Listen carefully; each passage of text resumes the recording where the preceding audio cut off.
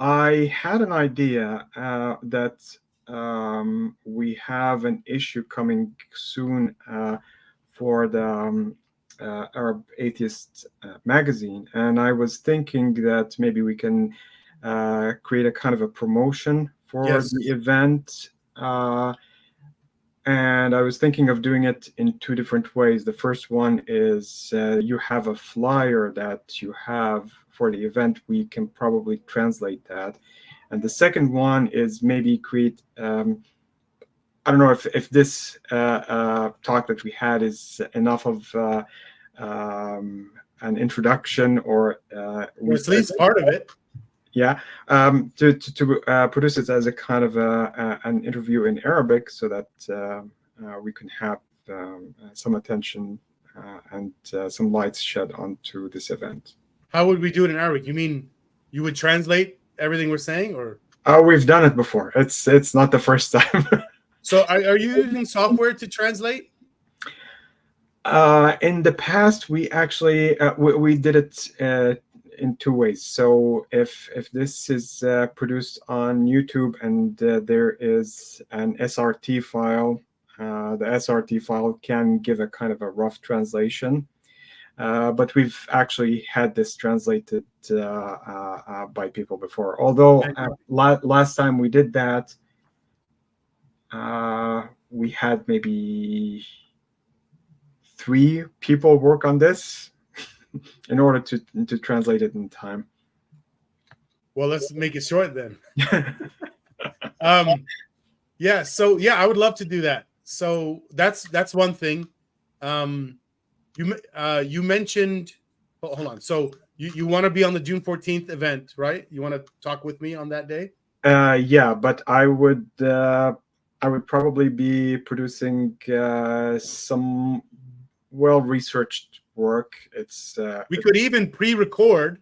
This is what I'm doing with another. So the first person that agreed to be on the June 14th event is Eli Schragenheim. He's connected with Ellie Goldratt. That's that business stuff I was telling you about. Okay. And he's done a million of these. This is my first time ever. So he was teaching me. And he said what he usually does is you pre-record your session, maybe even 5 times. And you might even do a mashup of all of them. So it's fucking perfect. You play that during the live stream event. And then after it's done, you do a live Q&A. Yeah, that sounds... That's one way to do it. We could also do... I wonder how much of it that you would like to do. I would like you to be there talking about... I want an hour just talking about Feynman's speech and leading into why we care about the apostasy laws. Right. Yeah. So, like I said, I probably would want... I have some ideas right now, but I would probably want to think a little bit more. Sure. I recommend pre-recording. I'm since this is something that I do every day, I stand in front of students and talk. I would probably also be producing some slides, some numbers, some... Sure. This okay. is the other part that I think maybe you would work for, I would need to know more about what your background is. So, you're a physicist. You teach in a university, something like that. Yes. So you've seen, like, you could continue Feynman's speech. I can't. I don't work in a university. You could be explaining the shit that's happening in the universities. There's 2 kind of things that I want to talk about. One basic kind of thing is, and I don't think this existed 50 years ago, universities are firing sometimes professors just because they don't talk the way the administrators want. Well, this is something that that's maybe happening really clearly within the past decade or so. And you could talk stories about that. Not from my university necessarily, but I know of other places. That's fine, as long as you were in a university. And by the way, the one I have in mind is, this is a little bit different scenario, but still in the same category. Brett Weinstein, he had some criticism of pharmaceutical research, decades of pharmaceutical research that involved telomeres, and his criticism was being silenced. That's even worse than the other thing I just mentioned. This is actual, real, you know, it's somebody trying to do peer review, and the groups who have the research, and if the criticism is correct, their research is all bullshit. They don't want that, so they hide the criticism. I cannot speak specifically to this situation, but yes, there are many cases that can be said about. So if you're talking to me on the show about Feynman's speech, and then let's say you're also doing a second section focused on universities and all of the things related to them, not just what Feynman was explaining, then I would like you, and maybe I could do this research for you. I'll bring all the research for you related to the Brett Weinstein situation, so that, you know, what I'm saying now is very superficial title, more like anything. It needs to be more like, I wish I had him, by the way, but he's ignored me so far. Everyone I've contacted mostly ignored me. I'll tell you, what's her name? Ayin Hirsi Ali. She recently started a new platform on Substack, and she gave it a name, Restoration. And it popped up, you know, an ad one day, and I don't know where it was, Twitter maybe. And she said, it's not an ad, but it's a post she made, and she was explaining her new project, and you could see, you know, you could become a member. It said there that you could be first level member, $20 a month or whatever it was. And the last level, it said you get to have a Zoom meeting with Ayin Hirsi Ali. So I was like, hell yeah, let me do that. So I paid $500 to be what's called a founding member, and I have a meeting with her soon, which I think should have happened by now, but it hasn't. Anyway, that's a separate issue. Her communication manager contacted me and said, let's do the meeting, but it should have happened by now, according to what dates they were saying. Are you going to bring up the fact that she has converted to Christianity? I don't mind. I don't care. I've been calling myself an atheist Christian lately. The Arab Jesus I saw. Sorry, what? The Arab Jesus? Oh, yeah. What is this about? Oh, well, my friend called me that, and then he died, and I thought to honor him by keeping the name. Why did he call me that? Because, you know, he saw me doing things similar to Jesus. I don't know, just even the concept of uniting tribes. That's what Jesus was trying to do. Uniting the cults. Yeah. And then he saw, like, you know, if you go back in my intellectual history, most of it is I care about truth. Recently, I've been realizing kindness and love is really big in there. And you know how I noticed it? Two women, my aunt and my girlfriend, separate discussions. The question came up of, like, they wanted to say, they asked me about, they said something like, you know what your best trait is? And I know what my best trait is. And I answered, honesty. But they said, no, it's not that. They both said something else. They said love. They used different words. One said, you're warm, which I had to translate. And then the other one said, I don't remember the word she used. But here's my point. In both those discussions, the man said about himself, I care about truth. And the woman said about me that I care about love, which was weird to me because I remember thinking love is kind of stupid. You know, because you see people that, like a woman will get beat by her husband, and if you ask her why she doesn't leave, oh, he loves me. That's why I thought love is stupid. Well, I realized that's all wrong, and now I say things like this. and you see it in my very early language. You've seen it already. Like my first email to you said it really high up there. And it's part of the description of the organization, the purpose. At one part I say where people recognize love as the goal and rationality as the method to achieve it. Okay. Okay. So I'm putting love in front of truth. Yeah, that's a marketing thing. It's a very nice motto that you can set as the guiding principle. Yeah, well, I'm also contradicting something that people think. A lot of people think if you're just doing science and thinking scientifically, you're not doing morality, you're not doing love, you're not doing spirituality. That's another big topic, spirituality. And it's the same kind of people that think, oh, if you care all about objectives and goals and profit, then you're going to be an evil business. All of that is wrong. And it's the same kind of wrong that I had when I used to think love is stupid. So yeah, that's why he called me Arab Jesus. That's what I think. Okay. Okay. And the reason I call myself an atheist Christian, well, it's the same thing. By the way, I'm not a Christian like most Christians call themselves Christians. This is what I've been saying to help clarify the difference. And I mean for an adult, not a child. If you were asked the question, who is your hero, and you can only name one person, like Jesus Christ or Ayn Rand, okay, you're a horrible person. You have to have many heroes. And by the way, if you have only one hero, you're nowhere near as good as that person. Because by the way, that hero, that person that you think is a hero, had 100 people that influenced them. Yeah, not one person. So when I say I'm a Christian, I'm no more a Christian than I am a whole bunch of other things.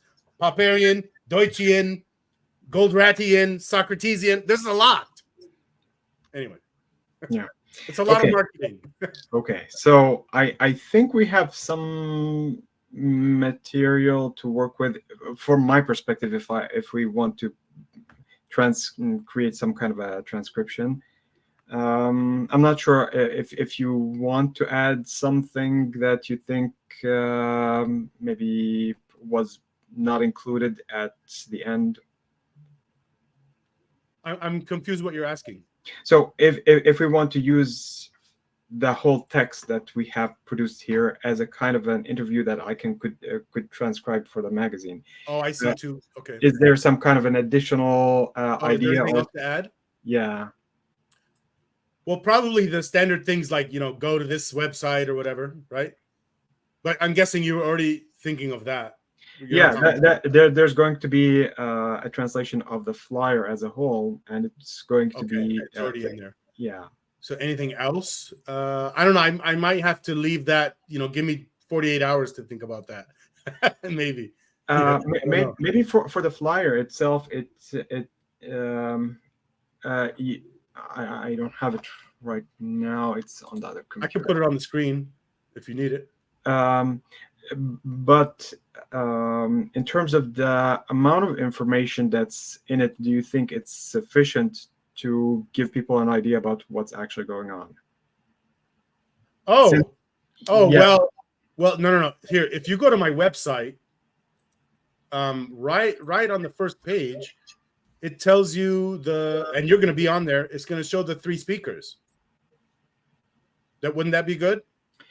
Yeah, I think something of that sort. Can I put it on the screen real quick?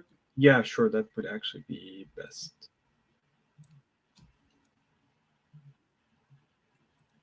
Oh shit! I just closed it. Damn. Oh no, I didn't. Okay. I am not.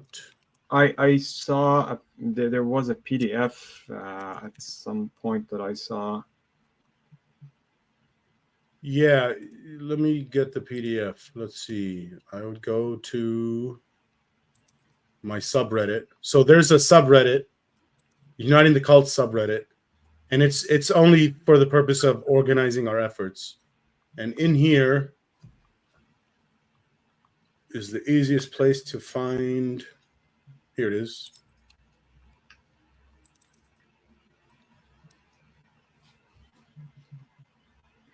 Because sometimes we've had other organizations before, like Ex-Muslims of North America, the X-Men of UK. We also had people produce first something in English, and then we translated it into Arabic to put it in the magazine. Yeah, here's the file. Oh, I can't click it from there. I gotta do it from here.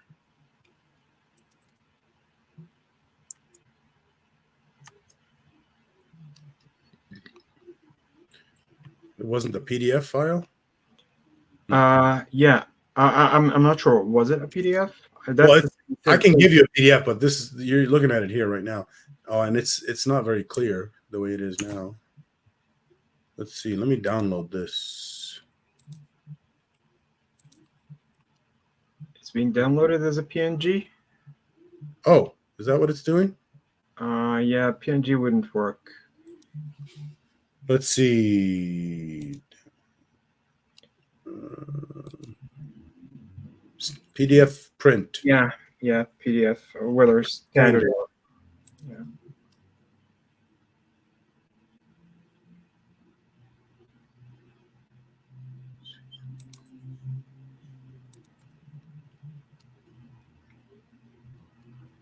There we go.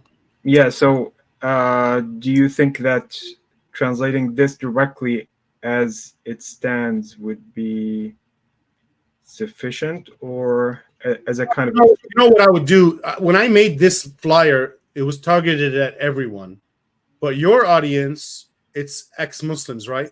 So it's probably better to rewrite. Well, not necessarily ex-Muslims, because the magazine actually has a wide. You could also have actually Muslims themselves looking at it sometimes. Okay. The only thing I was going to say was this is more targeted at the general stuff, starting with Feynman, but maybe it would be better to rethink this for that other audience, and maybe the apostasy issue would be bigger on here. But it's already pretty big. It's the first thing on this list, and it's written in here right there. But it's still kind of small if you look at the whole thing. You know, it starts by talking, and you know, I'm guessing a big part of your audience maybe doesn't even know Richard Feynman. And when I wrote this, I was going after people that already know Feynman. Okay. And know, well, maybe not necessarily this speech, but a lot of people in America respect this man. Yeah. I mean, he served on the Challenger committee. This was something that's very national. He has a really big media presence. So I would say I would let you decide what to put in the flyer, and you use me to help you figure it out. But I think it should maybe be different than this because it's a different audience. Okay, I see what you mean. Okay. Well, yeah, everything I write, I rewrite it for the audience I'm writing it to, even if it's a different subreddit. Okay, so yeah, I'll use this as an initial. And you know, you said you want to volunteer. One way, what the biggest help I need is brainstorming ideas. That's what I need help with more than anything. Right. Yeah. So. And part of that is marketing. This is all marketing. This is ideas of how to convince people to come to this damn show. We marketing is actually our weakest point, to be honest. Oh, well, I'll tell you, 3 years ago, I hired a marketing guy. He's my friend who called me the Arab Jesus. And I learned a ton of marketing from him, and all of that is coming out now. All of the stuff I'm doing now is because of that marketing I was doing. And again, this was 3 years ago. And it didn't go anywhere except it made me a very powerful marketer. Yeah. Okay. So, yeah. Okay. So I'll use this as a kind of a seed to create some a translated form, and I'll run it by you to see if it actually makes sense. I'm looking at my list that I made of things I want to remind myself to talk to you about. Let's see.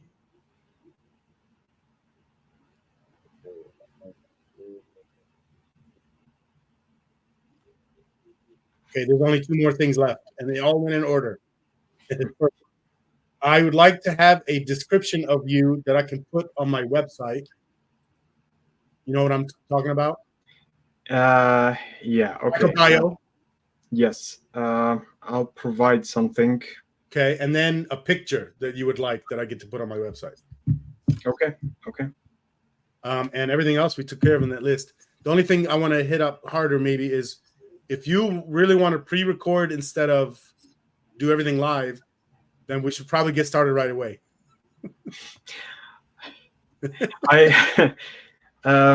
Well, first of all, I probably want to create some planning for what needs to be done. Actually, if you go to Feynman's speech, the very last He sentence, didn't plan any of it. No, go look at the very last sentence. The very last sentence. He said, if you're going to be talking about something, make sure that you actually know what. Yeah, but I think what he was implying was he didn't do that. He usually talks ad lib. That's my point. It works really well anyway.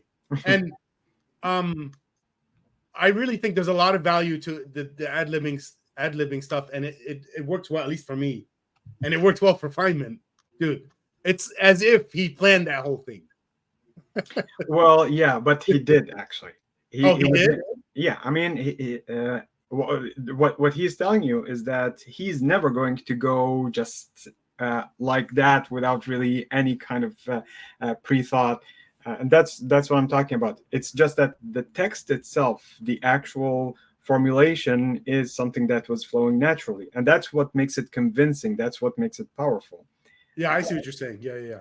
Okay, so, yeah. Well, do whatever work you need. Contact me, whatever you need.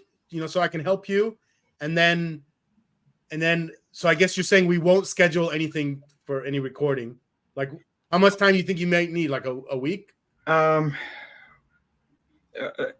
It would actually be better if you would share with me a set of deadlines that you would have, where you would need something to be ready for maybe a preliminary text, and then something that needs to be recorded or ready for an actual viewing by so and so, or whatever considerations that you might have, because I have right now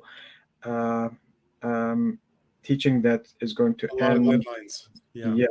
Well, I'll tell you, since I've never done this before, I don't think I would do well making deadlines that mean anything.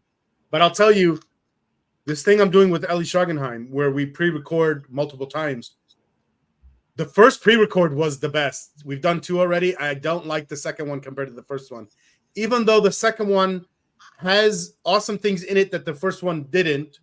Overall, the first one is better. And the whole concept is trying to mishmash, cut out parts from here and add it there. I'm not sure I want to do that. So I really think our first pre-record will be great. The only thing maybe this is not even a problem. So, with this system, you get to do these kind of things very easily. Okay. Like that. All right. But the problem I noticed in my first pre-record, I wasn't doing any of that. So we have no writing for people, but it could be added afterwards. So it's no problem. Yeah. I mean, I mean, if you're, I'm a Mac person, for example, I would use something like Final Cut Pro or. Oh yeah. I use CapCut. Yeah. I could add it afterwards. Here's the point. What I was trying to say though.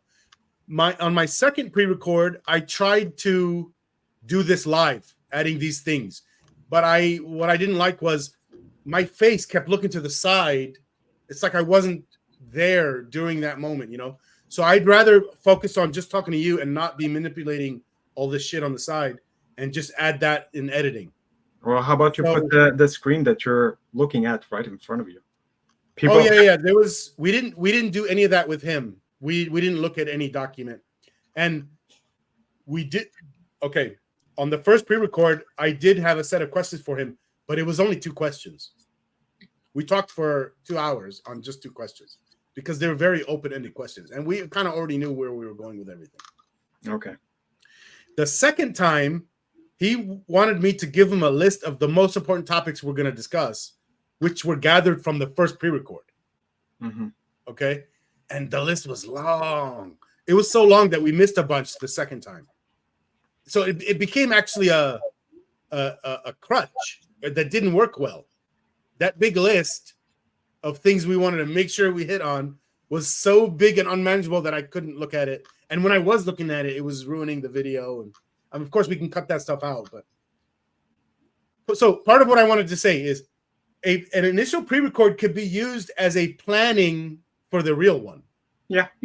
It doesn't have to be the actual. And what I like about that is we're ad-libbing the whole time, which really makes it good. And then once that first pre-record is done, I'll go back in there and write down everything we said, and then we'll negotiate on which parts we want to keep and get rid of, and then that'll be our outline for the real one. Okay. Sounds like a plan.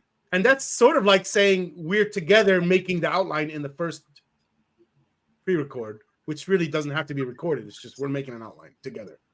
Okay. Yeah. Kind of like what this session kind of already was. We're already first draft of the outline. If we were to transcribe this, part of it at least. Yeah. What else is left? So you want deadlines? It would be best, but if you can't provide them, it doesn't have to be something that you come up with. I would say if you like the idea I just gave, we just right now schedule our first pre-record and we record that, and that is the first outline. We're making an outline that way. Okay. How about next weekend then? Okay, so you're saying like Saturday or Sunday? I am not sure right now.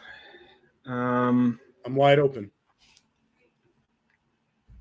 Let me see what's the Monday that's after that, because we have finals.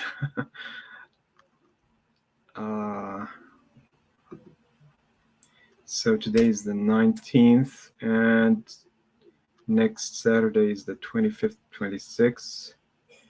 Oh, it doesn't actually matter because the Monday after that is going to be Memorial Day.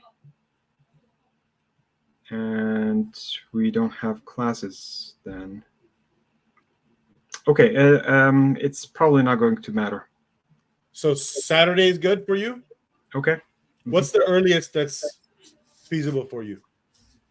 Was the time for today good, or was it too it's late? fine. It's fine. So my 2 p.m., your 12 p.m. Yeah. Okay.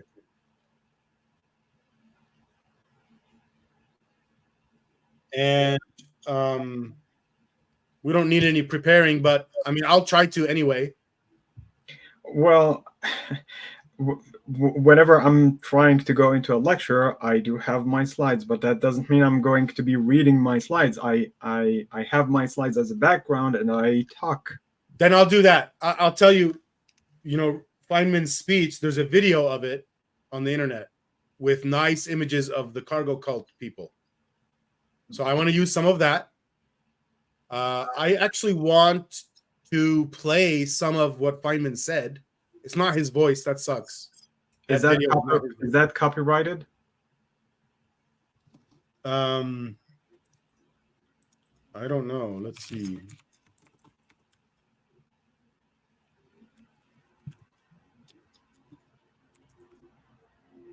It would say it on there somewhere, huh?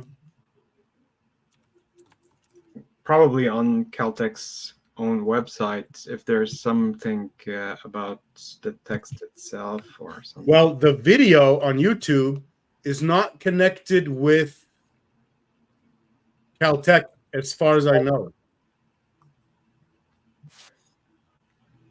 Description. Well, let me give you something that once happened to me. YouTube took down a video I put up because there was a clip that came from. It was a small clip from Al Jazeera, and they gave me a copyright strike because of that. And does that mean they took it down? They took it down, and yeah, they considered this to be a copyright violation. So let me send it to you, and maybe you could figure out if we're gonna have that problem.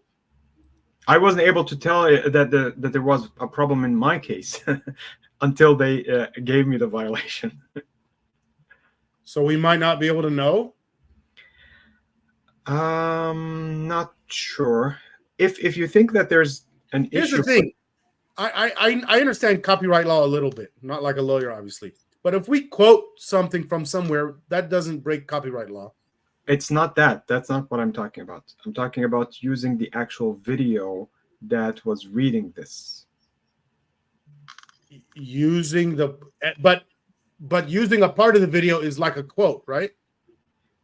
If you're going to be taking part of it and claiming fair use, they might say that's fine, but you have to make sure that you're just hitting all checking all the boxes that they would consider this fair use. So maybe I'll ask my brother who's a lawyer, and then we'll go from there. But yeah, I really want to use some of what. Okay, I have an alternative if you want. Yeah. I have a service that has AI voice if you want a specific kind of way of delivering this as if it were something professional. Not actually, like AI could probably do it in Feynman's voice. Yeah. But I want to be clear again, that video is not Feynman's voice. It's somebody reading his transcript. No, I understand. Yeah. You can actually train it and have it use his voice if you have enough samples. I'm not really being serious. We should do that, but it's funny that that's possible. I would probably think that it's not a good idea to actually attempt it, but it would be a cool thing to do. So I guess worst case scenario, we will just read the quotes that we want from Feynman, and the pictures of the cargo cult stuff. That's all on the internet. We can use those, right? As long as it's depending on the type of license that's attached to it. Okay, well, I'll gather all that, and then we'll go from there. And I'll send you an email and I'll talk to my brother who's a lawyer, and we'll go from there. We can produce our own. It doesn't really matter. We don't have to use that video. Well, I meant the pictures I meant are here. They're actually on my website. Oh shit! So I just realized I might have a copyright issue on my website. Where is it? No, I have to go to my blog. Hold on. I think if it's a blog, there is no problem. But if it's a website that has some kind of a commercial status of some sort, that's where the issue would come. Okay, here we go.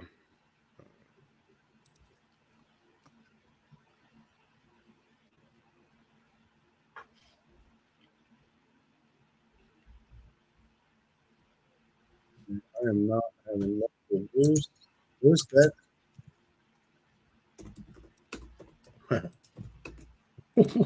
I just had it.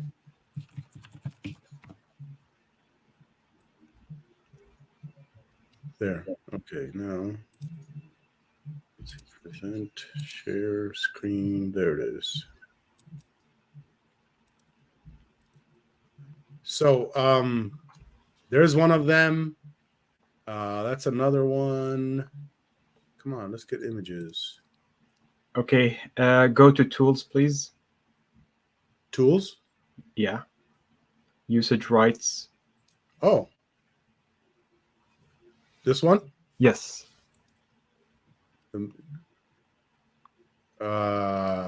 Erased anything that matters. Oh, shit. So this one means we're paying? Yeah. Well, yeah.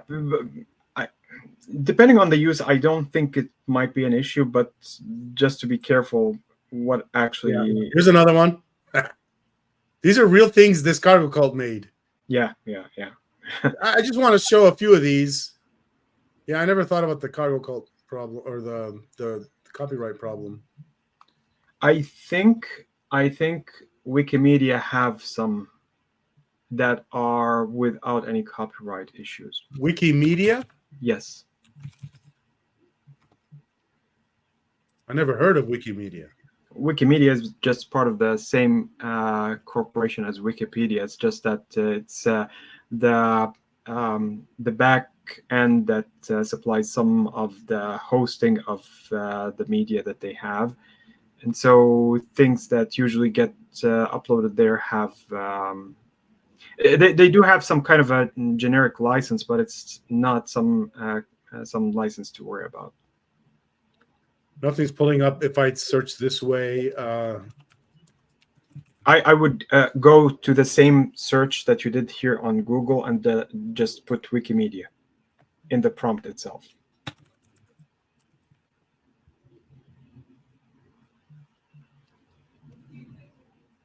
I don't know what all this weird shit is coming up. But here's one, but it's not Wikimedia. See the one right next to it that says Wikimedia Commons? That's what you're going to... Yeah.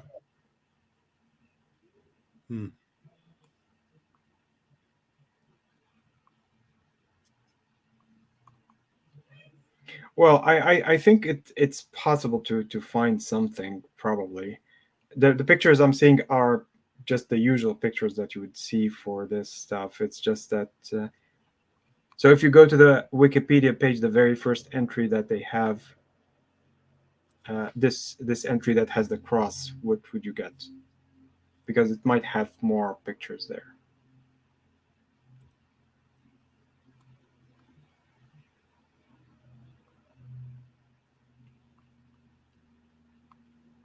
What were you looking for?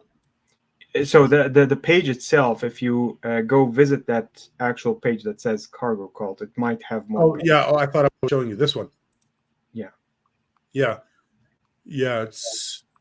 And there might be a way to find more, like from here. There should be more pictures. No, or is this just everything? There's no more good pictures here. Yeah, because in any case, all the pictures that would appear on Wikipedia and Wikimedia are going to have. You might need to mention the attribution, but you can use them freely. Okay, perfect. But again, I don't think that's going to be a big issue. Just check with your brother. I think it's going to probably be okay to use these pictures. Okay. So I will come prepared with pictures and stuff like that and sort of an outline, and then we will improve the outline during that meeting. Okay. Sounds good. And then we do maybe one more record, and then that's it. And then on the June 14th, we're just doing the only live part will be the Q&A. Okay, sounds good. Did we talk enough about the marketing? Is that it? Just the thing you're gonna do in your news? Maybe. I think so, because we don't have our main website, Arab Atheist Broadcasting, right now is working with a kind of a minimal interface. The actual thing still needs to be launched. That could actually hold some ads and things of that sort, but I don't think it would be ready between now and the June 14th. And what about like a video type of interview? You don't do any YouTube stuff? We do. Okay, so there are two different platforms that can host that. There is,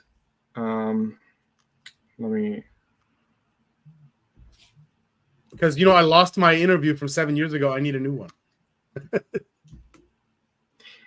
So just a second here. We the actual YouTube channel that we're using in order to host things, there are two different channels. One belongs to a project that is mine, and then another one that's still not really going, that belongs to the Arab Atheist Network. Oh, okay. So that could be a place where this could be advertised. Another place would be the Facebook page for the magazine itself, which has a significant following. So about 30,000, something like that. Oh, so we could do a video interview and we could put it on that Facebook page. Yeah, the problem is that this is targeting Arabs. And so if it's only meaningful if it's translated. Yes, if it's not translated for any of these things, if it's not translated, it wouldn't really hold much value. Okay. And it's really hard if the more we try to do any advertising, the more translating projects we're making. Yeah. Now I think, but I'm not sure. After you leave something on Facebook, after you upload a video on Facebook, it does provide, like in the case of YouTube, it does provide an automatic translation, which can then captions, Arabic captions. Yeah, be converted using captions, but I'm not entirely sure about that. Okay. Well, if it's possible, I think that would be better than only doing, because I think what you were suggesting before was only a text interview. Yeah, that. So the text interview has people that follow the magazine. It has its audience, but of course, the spoken visual aspect, of course, is much more powerful and more far-reaching. So the other part of it is, you could do an interview of me for my platform, because I don't have anyone. By the way, I have people following me, and I'm able to do podcasts. People are really interested, but they're not like your level. You know what I mean? Like 21-year-old people from Kurdistan who really want to learn a lot from me, but that's different. That would be a different kind of interview than somebody like you. So I'm hoping you can interview me and let me put it on my platform. Okay. So, what sort of time frame are we talking about? Well, definitely this other stuff's more important. So I wouldn't try to put this in front. I would say we wait. Let's see what we finish on this main project. And then if we feel like there's plenty of time, then we will make a time to do the interview. Okay. Yeah, because my line of thought was, for that written interview, if we were creating something that could be produced in the magazine, it would be a kind of a promotion for the event. It wouldn't be an interview as such. Sure. But if we're thinking about a different set of things, where it's an interview that's disseminating the idea after the project has been launched officially after the event, maybe that would be something that would be done separately. Okay, cool. Well, this is a very productive first meeting. Yeah, well, I hope that more will come then. Yeah. I hope so too. So I guess I'll see you next week, and you might see some emails from me. Okay, perfect. All right. Okay. Thank you, Usama. Okay, bye. Bye-bye.